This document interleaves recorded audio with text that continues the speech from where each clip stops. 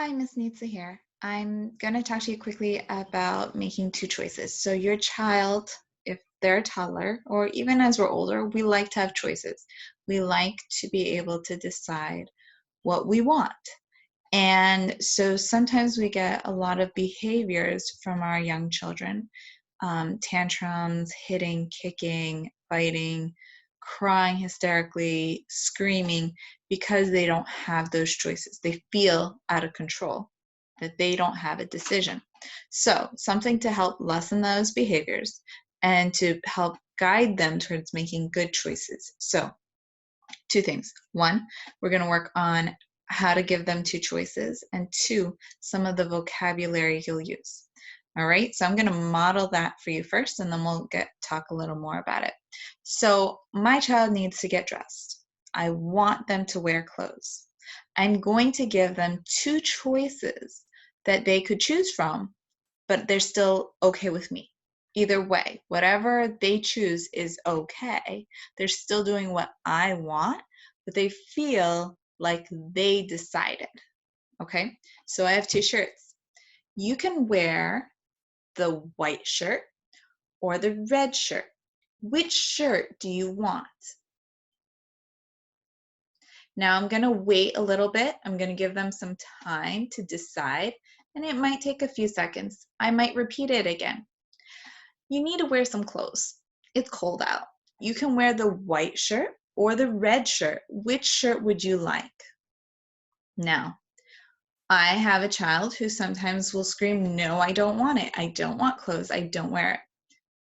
So then I take it to the next level. I say, well, you choose or mommy chooses.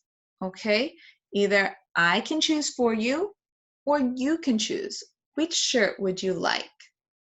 Now, my child might decide, oh, I'm going to choose and I'm just going to grab the shirt I want. Okay. Or they might wait and they won't. And then I'm going to say, well, it looks like you want mommy to choose. So we're going to put on whatever shirt I think is going to be the most acceptable. My kid has screamed at me, no, I want the other one. They still grab the right shirt that they want and they put it on right away. My kid's still dressed. Yes. Now, I'm not okay with him grabbing and yelling at me. So I'm going to encourage him, say, you can say, I want the red one, please. Or I want the red one. Some kids, it's hard vocabulary wise, they don't have the words. So you can say, give them examples. You can say point.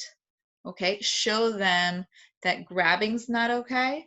So you want them to put their hand out and point, and you're going to put it into their hand what they want. The other thing is you're going to tell them I tend to use two things of saying that they made a good choice or a bad choice because it's a decision they made. They're not bad, they're not good. We all make choices, and everyone can make good or bad choices.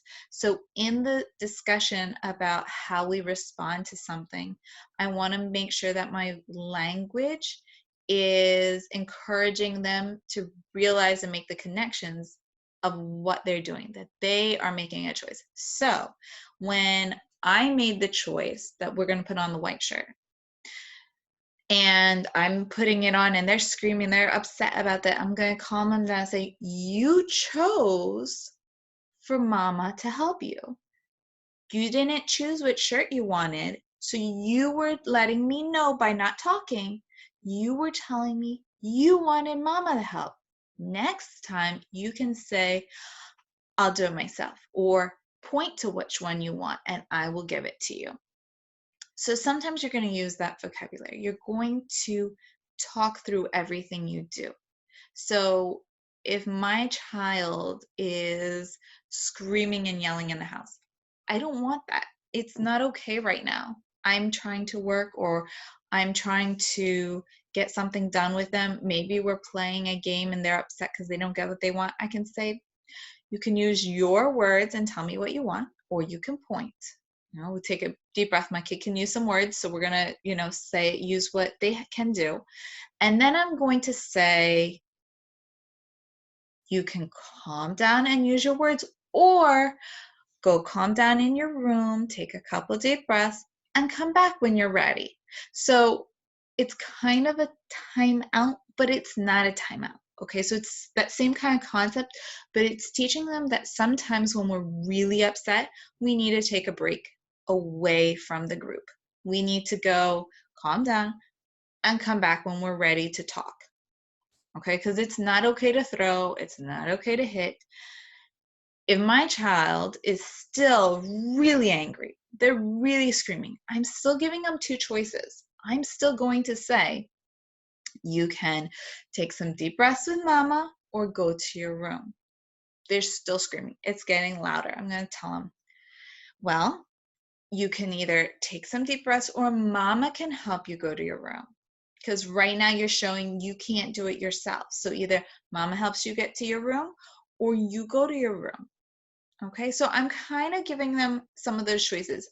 Older kids, you can give them maybe 3 choices, but usually if you have to give them choices, it's because mentally it's too much. There's too much going on. There's too many options. It's overwhelming. It's mentally exhausting. You will notice that when your child's having a hard time making a choice about what they have in their closet or what food to have, they'll look actually kind of tired. They might get a little more grouchy and upset.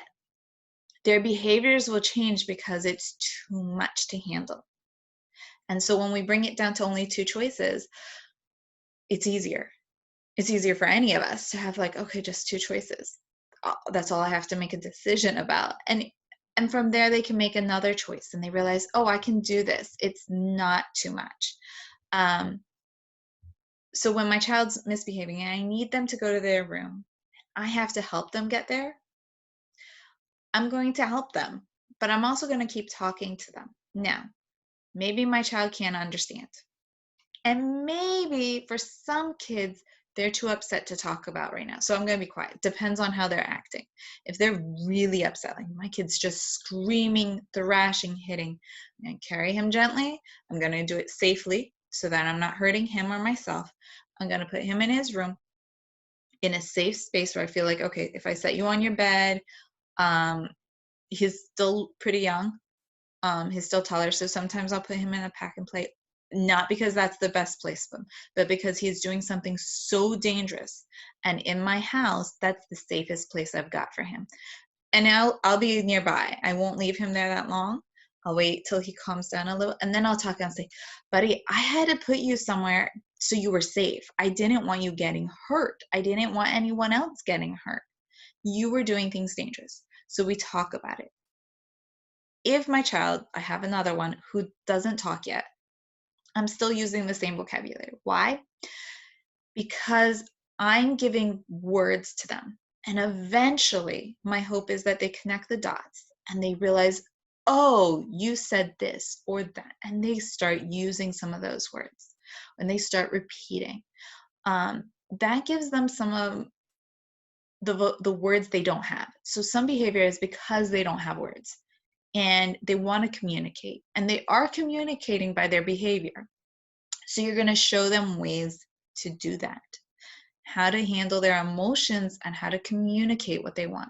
So my kid was, throwing a fit and upset because they wanted a specific toy. Didn't have the words to say. Okay, we're going to come back out of the room. We've talked about the fact that it wasn't a good choice to throw and hit, and they needed to calm down. We're going to practice, after they're calm, we're going to practice some breathing.